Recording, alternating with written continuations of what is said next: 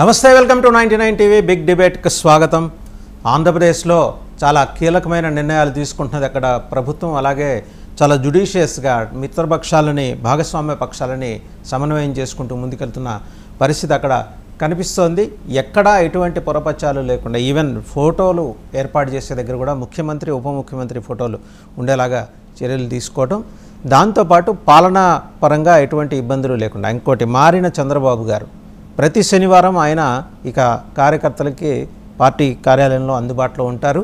అలాగే ఎప్పటికప్పుడు జిల్లాలకు వెళ్లాల్సిందిగా మంత్రులకు కూడా ఆదేశాలు ఇచ్చారు. జిల్లాల్లో పార్టీ కార్యాలయాలకు వెళ్ళటం, వాళ్ళతోటి ఇంటరాక్ట్ అవ్వడం. లాస్ట్ టైం ఏది మిస్ అయిందో ఈసారి ఆ లోపం లేకుండా వెళ్ళటం. అలాగే ఐఏఎస్ అధికారుల ప్రక్షాళన కూడా స్టార్ట్ కాబోతోంది. ప్రవీణ్ ప్రకాష్కి ఎటువంటి బాధ్యతలు అప్పచెప్పకపోవచ్చు, జీఏడీలో రిపోర్ట్ చేయాల్సిందిగా ఆయనని ఆదేశించే అవకాశాలు ఉన్నాయని కూడా తెలుస్తోంది. ఈ అంశానికి సంబంధించి ఇంకా ఇతర రకరకాల అంశాలు, వీటన్నిటి మీద మాట్లాడటానికి బిగ్ డిబేట్లో మనతో ఉన్నారు. ముందుగా రేగిడి లక్ష్మణరావు గారు, వైఎస్ఆర్సీపీ అధికార ప్రతినిధి. మిగిలిన గెస్టులు కూడా మరి కాసేపట్లో జాయిన్ అవుతారు. మీరు మిస్ అయింది, అలాగే తాను ఇంతకుముందు పరిపాలన కాలంలో మిస్ అయింది, ఈరోజు చంద్రబాబు గారు చేపట్టారు. ఏంటంటే కార్యకర్తలతోటి నేరుగా మాట్లాడటం. 5 ఏళ్లలో మీరు చేసింది లేదంటే మీ పార్టీ అధినేత చేసింది లేదు. సిద్ధం సభలు పెట్టి చివరిలో అందరి వైపు చేతులు పేసి వెళ్ళిపోవడం తప్పించి ఆయన చేసింది లేదు. వేరాస్ 74 ఏళ్ల వయసులో కూడా తాను ఇంతకుముందు పరిపాలనా కాలంలో ఏ తప్పులు, ఏ పొరపాట్లు చేశానో వాటిని దిద్దుకునే ఒక అద్భుతమైన వ్యవస్థకి ఆయన శ్రీకారం చుట్టారంటే నాయకుడికి ఉండాల్సిన లక్షణం. ఆయన కేవలం జగన్మోహన్ రెడ్డికే చెప్పలా, తమ పార్టీలోని మిగిలిన నాయకులకు కూడా, నాయక శ్రేణికి కూడా చెప్పారు. ఏదో మంత్రి పదవులు వచ్చేసిన ఎమ్మెల్యేలు అయిపోయాం, మనం వచ్చి ఉండవల్లిలో ఉన్న మన పార్టీ ఆఫీస్లో లేకపోతే సచివాలయంలోనూ ఉంటే సరిపోతుంది అనుకునే పరిస్థితి లేదు ఇప్పుడు.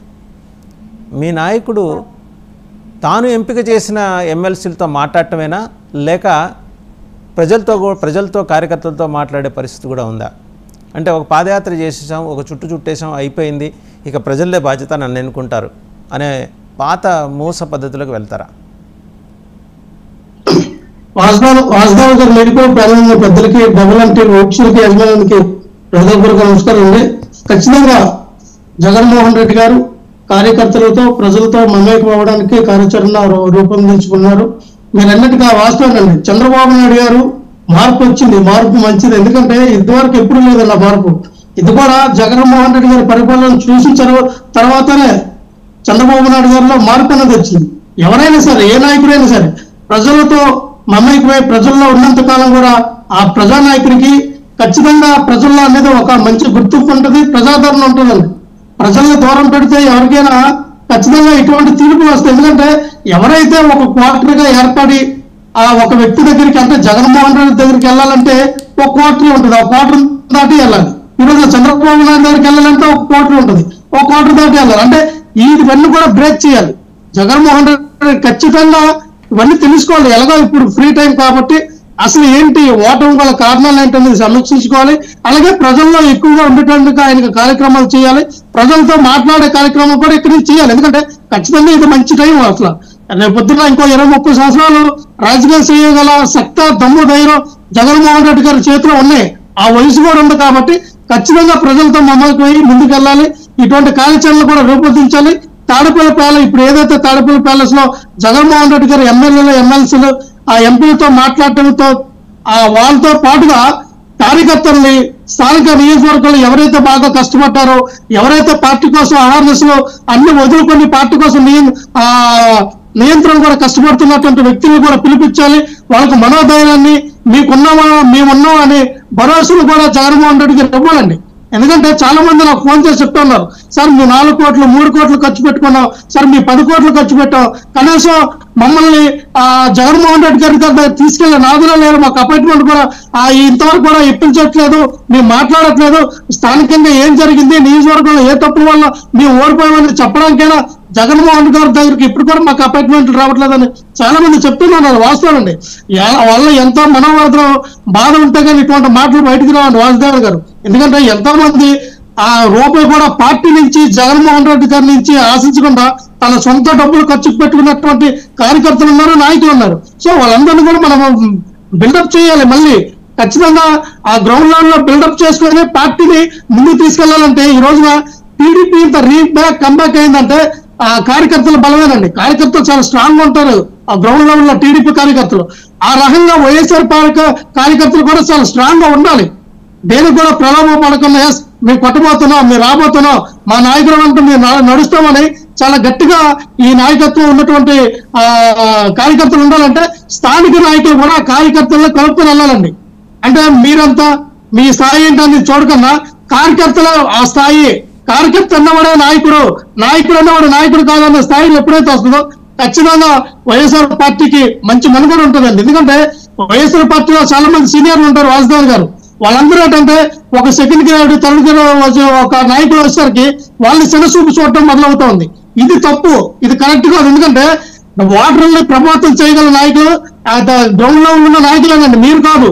మీరు ఆ సమయానికి టికెట్ ఇస్తూ వస్తారు, జనాలకి చేయకపోయిపోతారు. కానీ జనాలతో మమేకమైంది కార్యకర్తలు, జనాలతో ఆ రోజున ఓట్లు అయిపించిన కార్యకర్తలు, ఆ కింద లెవెల్లో ఉన్నటువంటి నాయకులు, ఎంపీటీసీలు అవనివ్వండి, జడ్పీటీసీలు అవనివ్వండి, ప్రెసిడెంట్లు అవనివ్వండి, వాళ్ళకి ఏ పదవులు లేనటువంటి నాయకులు కూడా అవనివ్వండి, వాళ్ళందరూ కూడా సమానంగా సమతూకంగా మనం తీసుకెళ్ళాలి.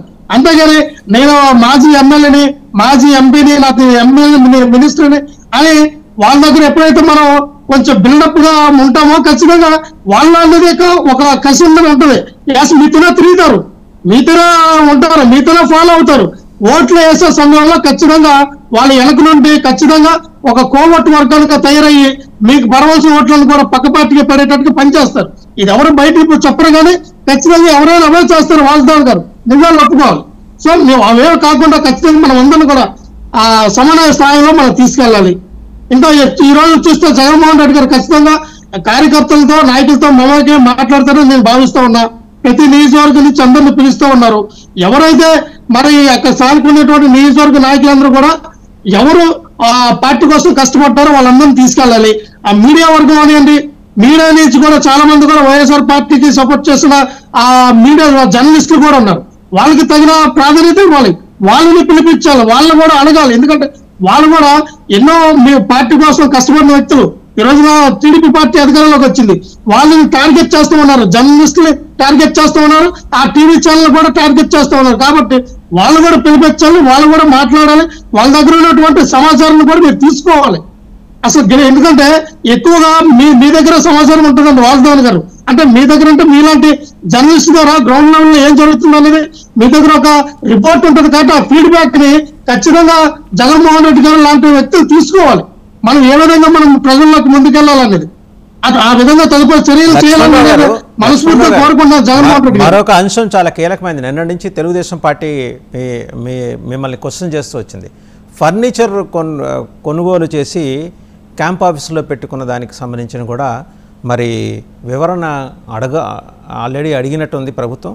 మరి మీ దగ్గర ఏంటి సమాధానం? ఏంటంటే ఆ ఫర్నిచర్కి మీరు డబ్బులు పే చేస్తారా? కోడెల శివప్రసాదరావు గారిని ఏ రకంగా ఇబ్బంది పెట్టారో మీరు అధికారంలోకి రాగానే ఆ రకమైన ఇబ్బందులు మళ్ళీ మీకు మొదలు కాబోతున్నాయి. అంటే మనం ఇంతకుముందు ఏం చేశామో మనకి ఇప్పుడు అదే జరగబోతోంది. ఇప్పుడు చెప్పండి, ఎక్కడికి పోదు. కోడెల శివప్రసాద్ గారికి జరిగింది వేరు, జగన్మోహన్ రెడ్డి గారికి ఇప్పుడు జరుగుతున్నది వేరు. జగన్మోహన్ రెడ్డి గారు చాలా క్రిస్టల్ క్లియర్ గా ఆ ప్రభుత్వానికి 10 రోజులకు ముందు అర్జీ పెట్టి వీళ్ళు ఎప్పుడైతే ప్రమాణ స్వీకారం చేయకముందే చెప్పారు ఆ యొక్క ఫర్నిచర్ వాల్యూ ఎంత, ఆ ఫర్నిచర్ కి ఎంత కాస్ట్ అయింది చెప్పండి, మేము పే చేస్తాం, ఎంత అమౌంట్ అయితే అంత అమౌంట్ ఇచ్చేస్తామని మరి జగన్మోహన్ రెడ్డి గారి క్యాంప్ కార్యాలయం నుంచి వాళ్ళకి లెటర్ రావడం జరిగింది.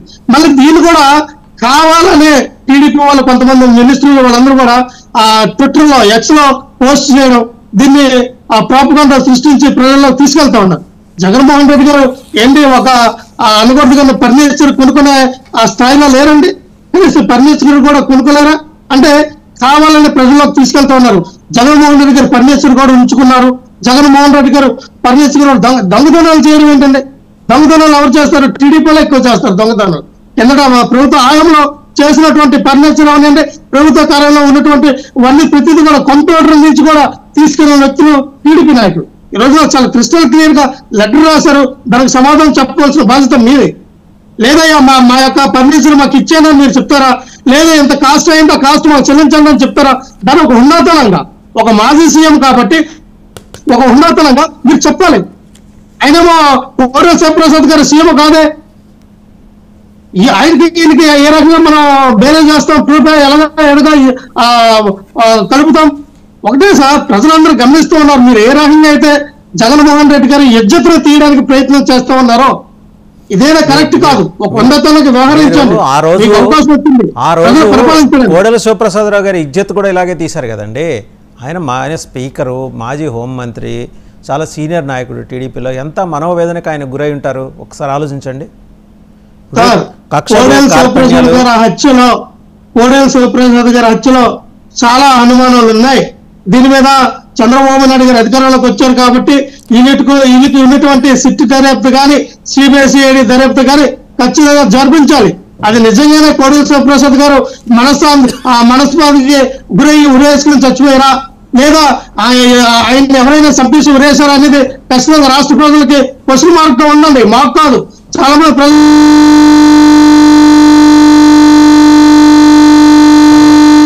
సాంకేతికంగా ఏదో సమస్య ఉత్పన్నమైనట్టుంది.